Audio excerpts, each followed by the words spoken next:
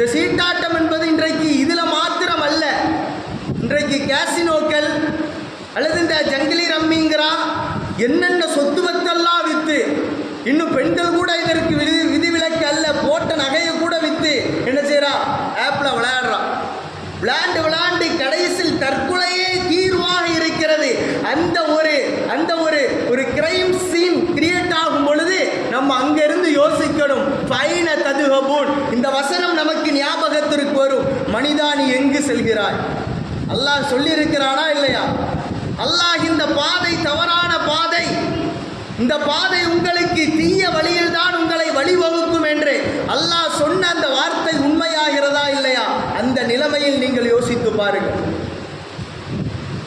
அப்படின்னா இந்த சூதாட்டத்தில் வெற்றியும் தோல்வியும் சந்திக்கிற பொழுது இவன் மகிழ்ச்சியிலும் மது அருந்துகிறான், தோத்துட்டம்ங்கிற துன்பத்திலும் மது அருந்துகிறான். அதனால தான் அதுக்கு மதுன்னு பேர்.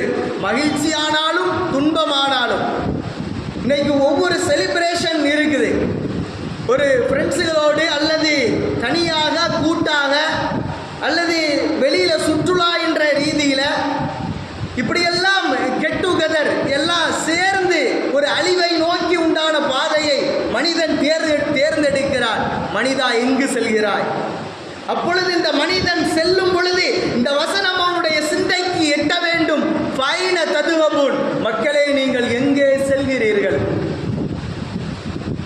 சரி, சீட்டு ஆடிய அந்த மனிதன், மதுவை உட்கொண்ட அந்த மனிதன், அது மனித உடலில் சென்று என்ன விளைவிக்கும்? நல்ல படித்தறிந்த